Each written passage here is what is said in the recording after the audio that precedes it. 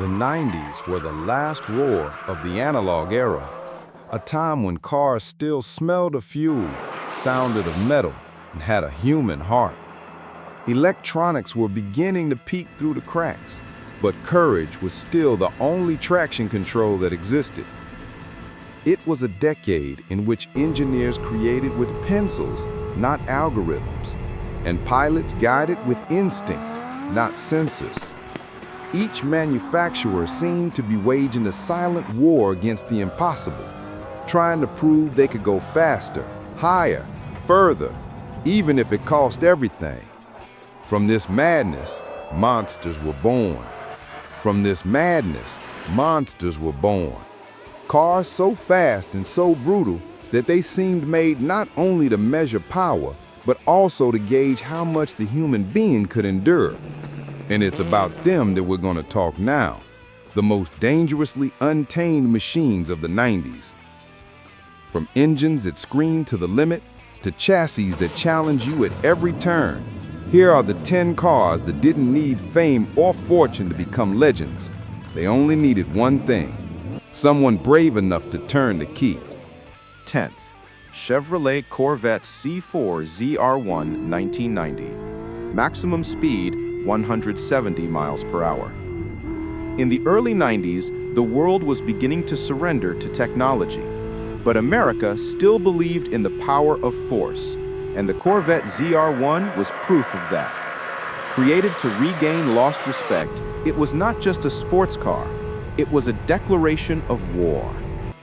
Under the hood, an engine with a European soul, the legendary LT5, a 5.7-liter aluminum V8 developed by Lotus, delivering 380 horsepower without turbo assistance, without tricks. It accelerated from 0 to 60 in 4.5 seconds and reached a top speed of 170 miles per hour, enough to challenge Italians and Germans and scare its own owners. But the ZR1 wasn't easy. The torque came early, brutal, and the rear reacted like a poorly restrained animal. The steering was heavy, the suspension stiff, and the car always seemed on the verge of losing control. Any miscalculation, and American pride would turn to smoke on the track.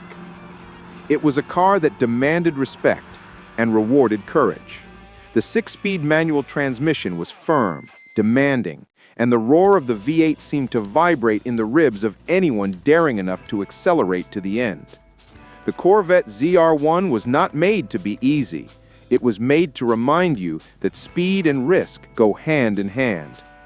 While the world refined its supercars, the ZR1 maintained the essence of the pure muscle car, loud, hot, and unpredictable. He wasn't the fastest, but he was the most honest, a beast that didn't hide its own flaws, and for that reason became irresistible. The Corvette ZR1 was the first breath of the decade that would redefine danger on wheels, a warning of what was to come, the perfect opening for a generation of machines that would make fear an ingredient of speed. 9th, Toyota Supra A80, 1993. Maximum speed 171 miles per hour limited, 177 miles per hour actual. In the early 1990s, Japan no longer wanted to be the diligent student of engineering. It wanted to be the master. And it was with the Supra A80 that Toyota decided to prove this to the world. A car that mixed Swiss watch precision with missile-like brutality, all under an elegant, fluid, almost hypnotic body. On the outside, he seemed calm, almost polite. The rounded lines and low profile conveyed a sense of control, of balance. But it was enough to turn the key and the disguise would fall apart. The 2JZ GTE 6-in-line twin-turbo would wake up with a metallic roar, the kind of sound that makes your chest vibrate even before the car moves. The first turbo blew early, light, gentle. The second came in like a blow. The response came in 2 acts, first the gentleness, then the fury. And when it arrived, the rear axle reacted with impatience, almost with anger. It was the moment when the driver understood the Supra was not to be dominated, it was to be understood. The six-speed manual transmission was firm, direct, almost artisanal. Each gear shift sounded like a promise, and each acceleration fulfilled the threat. At 177 miles per hour, the world became a continuous line of wind and sound. The deep roar blended with the whistle of the turbos, creating a melody that only cars from the 90s could make. No traction control, no electronic stability control, just you, the steering wheel, and confidence. The Supra did not tolerate distractions, and it also did not forgive arrogance. It rewarded you for sensitivity, not for strength. In the end, the A80 was not just a fast sports car. It was the moment when Toyota showed that it could also be untamed. A car that combined soul, danger, and precision, and that turned every acceleration into an intimate conversation between man and machine. 8th, Nissan Skyline GT-R R33, 1995. Maximum speed, 170 miles per hour limited, 180 miles per hour real. In the 90s, Japan was living its golden age of speed. While the Supra gained fame for its brutal engine, there was another monster, more discreet, more cerebral, being born in the shadows. The Nissan Skyline GT-R R33. Called Godzilla by fans, it was the perfect synthesis of cutting-edge engineering and animal instinct. At first, it didn't seem threatening, a large, heavy coupe with sober lines and timid headlights. But beneath that calm exterior lay one of the most advanced setups of the decade. The legendary RB26DETT, a twin-turbo inline-six, worked in harmony with the Atessa ETS all-wheel drive system. A complicated name for a simple idea, letting the car read the track before you do. It was almost unfair. While other sports cars reacted, the R33 anticipated. It distributed torque to the right wheels, braked each axle on its own with millimetric precision, and made you believe you were better than you really were. But just one mistake, one poorly judged turn, and the Skyline would show its other side, the weight. Almost 3,500 pounds of steel and technology demanding respect. The acceleration was linear but constant, from 0 to 60 in just over 5 seconds, climbing up to 180 miles per hour with the serenity of someone having a coffee. The sound of the turbos filling, the whistle of the blow-off, the manual transmission engaging smoothly, everything seemed orchestrated. It was the kind of car that didn't scream, it whispered that it could destroy you. The R33 wasn't the fastest, nor the most beautiful, but it was the smartest. The way it mixed brute force and electronic control made it a living legend and a real threat. A car that made you believe it mastered the impossible until the moment it proved otherwise. The Skyline GT-R R33 was the perfect balance between man and machine, and at the same time, the first sign that this partnership was about to change. It was the last to be analog in soul and digital in reflexes. A beast that thought, and therefore, it frightened even more. 7th, Ferrari F50, 1995. Top speed, 201 miles per hour.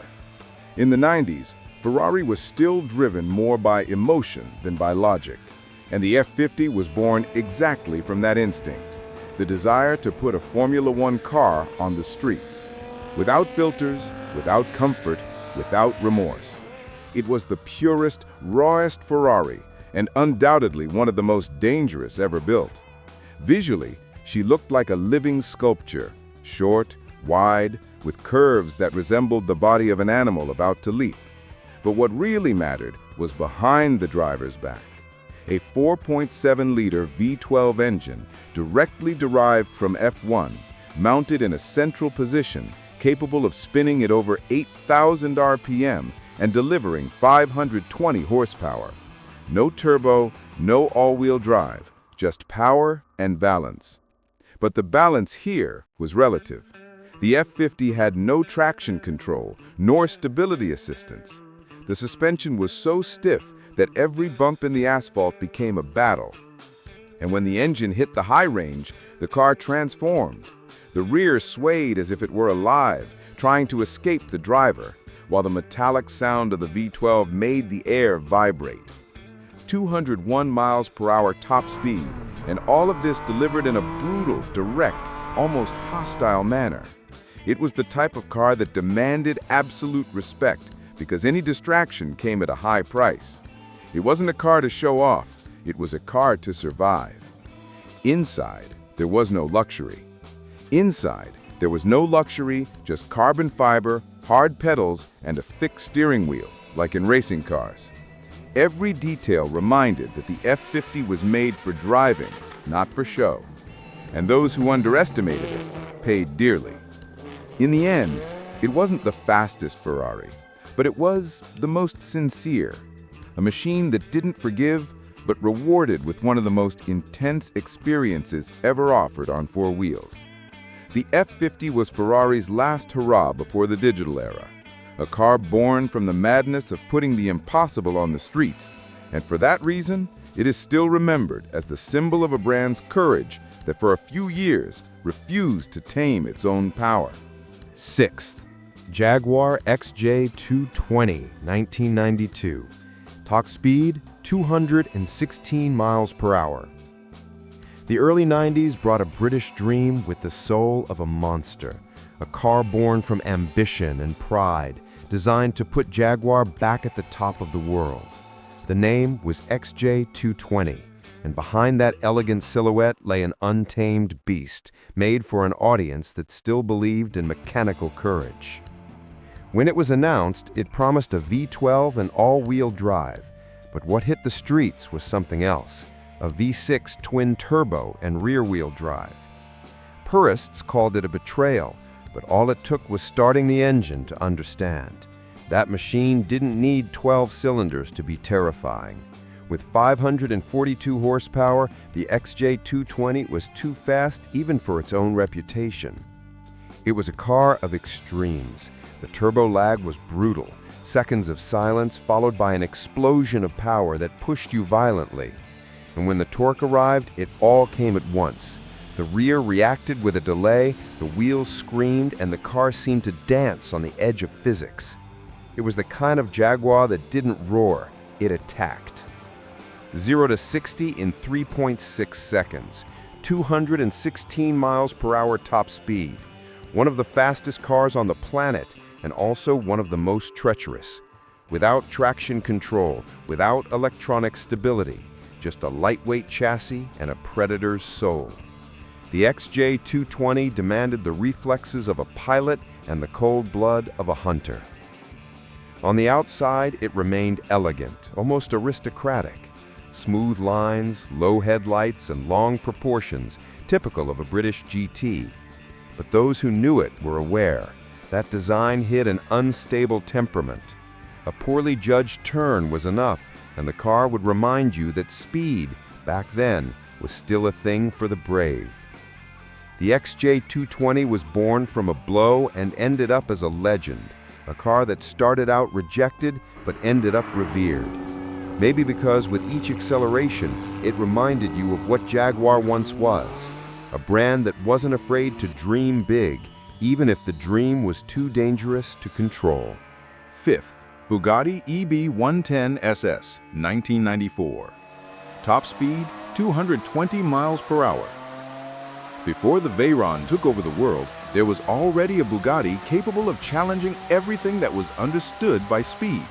The EB110 SS was the last cry of a brand trying to be reborn amidst the technological madness of the 90s, and ended up creating a monster that few could tame.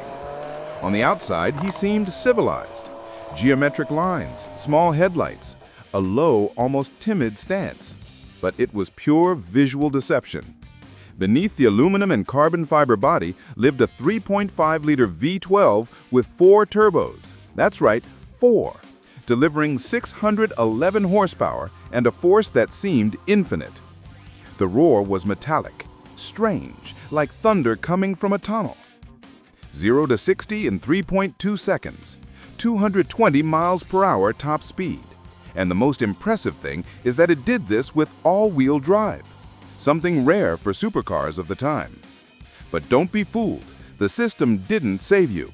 When the turbos filled up all at once, the rear reacted violently, and the car, even glued to the ground, became unpredictable.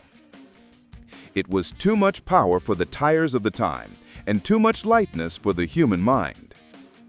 The steering was heavy, direct, and the manual transmission required the precision of a surgeon. The slightest mistake, and the EB110 punished you with coldness.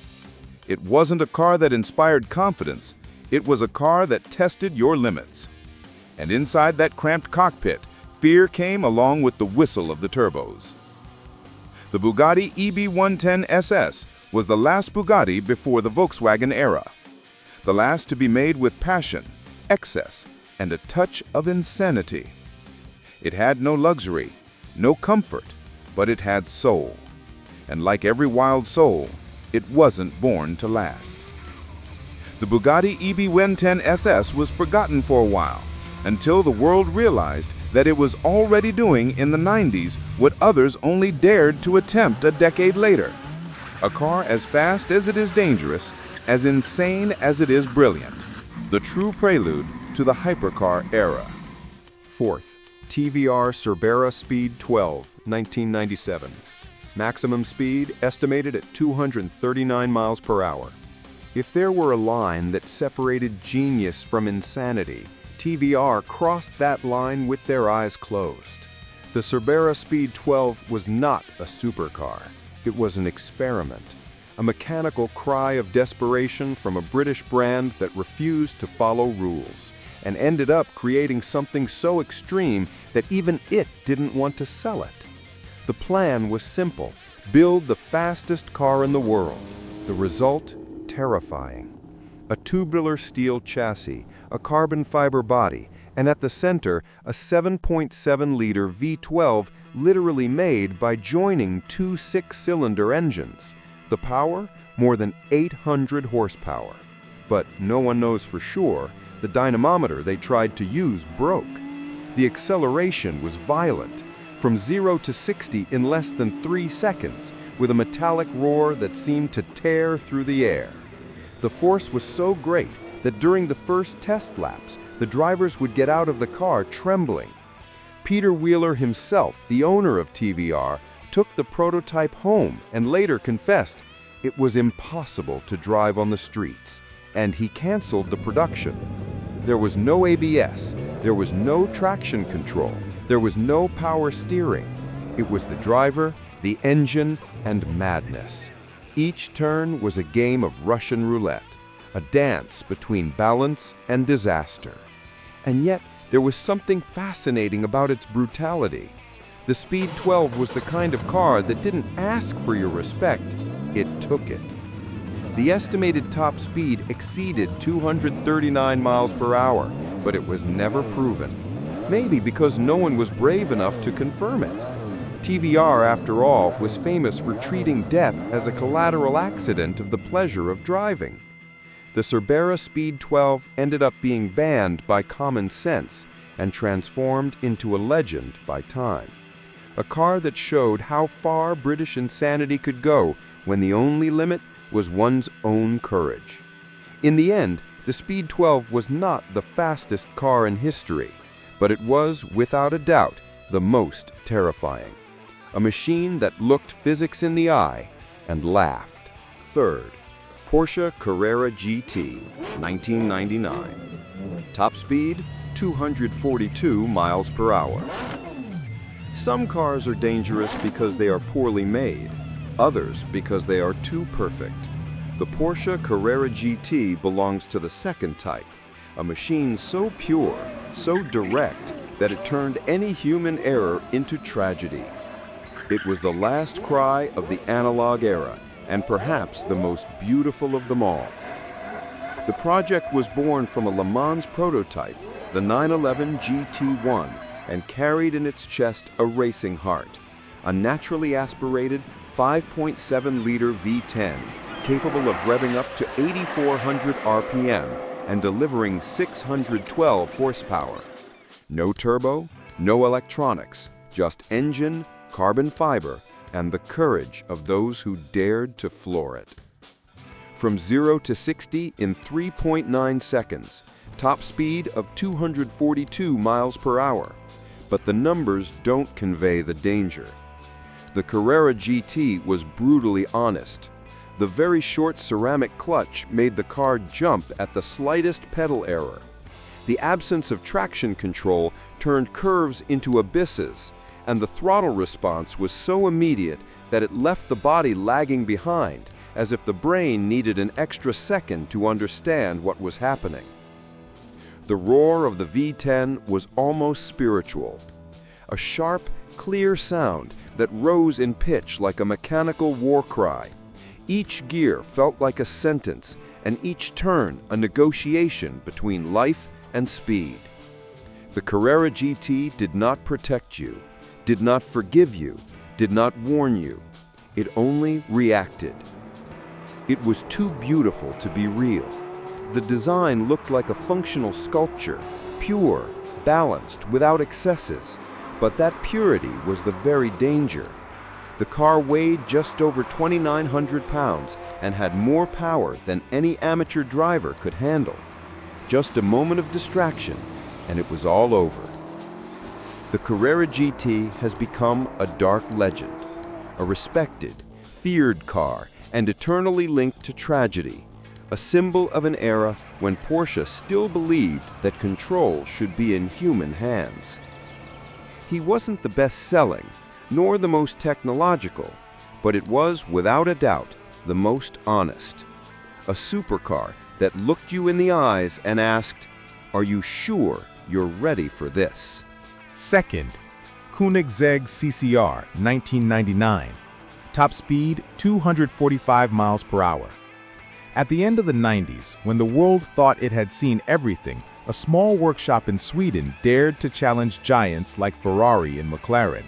Its name was difficult to pronounce, Koenigsegg, and its ambition impossible to ignore. The CCR was the first major fruit of this Nordic madness, a hand-built car, quietly, with the declared intention of breaking records. On the outside, it looked like a mix of art and threat. Low lines, tense curves, wing-shaped doors. Under the hood, a 4.7-liter V8 with two superchargers blew 806 horsepower. Absurd numbers for a rear-wheel drive car weighing just over 2,450 pounds. The sound was thick, dense, like a roar swallowed by the cold wind of Scandinavia. From 0 to 60 in 3.2 seconds, 245 miles per hour top speed. But what impressed was not how fast it went, it was how much it made you doubt yourself. The CCR had no electronics, no traction control, no comfort. It had too much torque, not enough tires, and an aerodynamics that only started working when the courage had already run out. The manual transmission required strength, precision, and an almost religious touch. The clutch pedal was heavy, the steering wheel vibrated, and the entire car seemed to test you with each gear. It was as if Koenigsegg had built not a vehicle, but a spiritual experience, a meditation on fear and control.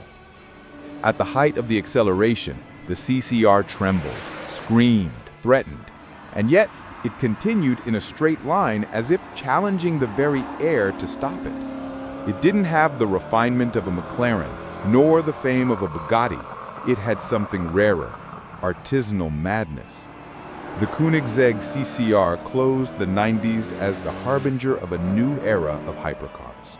A car that was born in a cold garage, driven by a dream and a V8 that accepted no limits. And maybe that's why he was never tamed.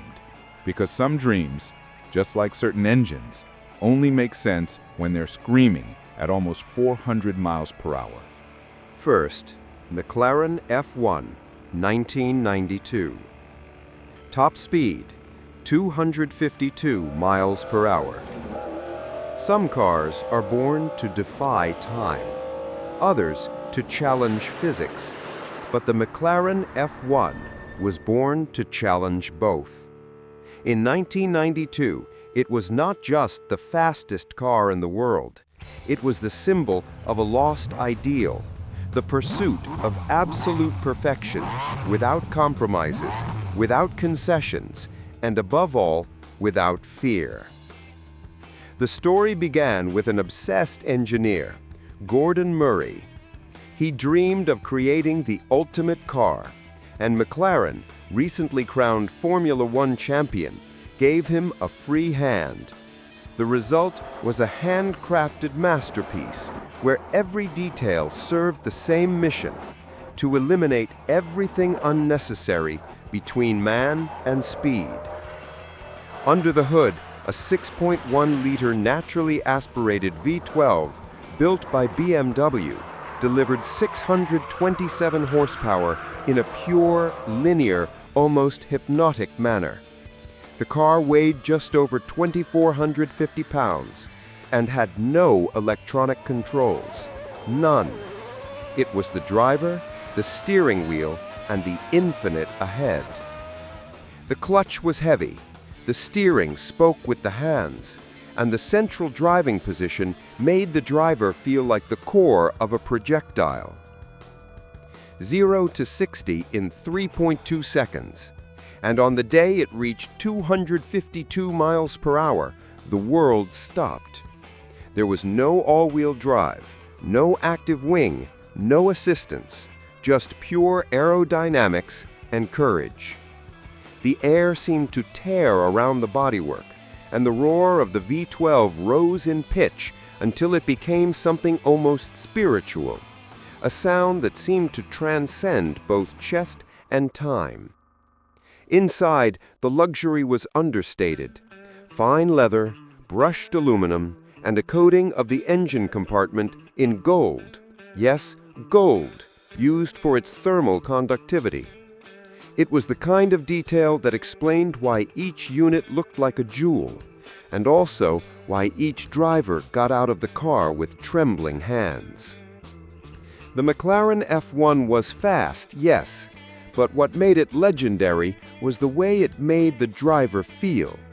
It was not a performance machine. It was a conversation between man and speed, a sincere and dangerous exchange. Even today, decades later, it is still the benchmark. No other car has managed to be so pure, so extreme, and at the same time, so human. The McLaren F1 was the last gasp of true mechanical engineering and the first to touch the impossible. A car that was not born to be driven, born to be revered. Today, all cars are fast. Some even think for themselves. Others brake for you. But none of them, none, look into your eyes before scaring you to death. The 90s marked the end of an era when driving was more than just speeding. It was feeling. Each car on this list was born in a time when speed was still an art and danger was part of the charm. They had no filters, no assistance. They only had courage, noise, and soul. And that's why we still speak of them with respect, with nostalgia, and, in a way, with longing. Because after them, the steering wheel was never the same again. Because after them, the steering wheel was never the same again. The 90s were the last gasp of a world where man still dominated the machine, and perhaps the last in which the machine still had a heart.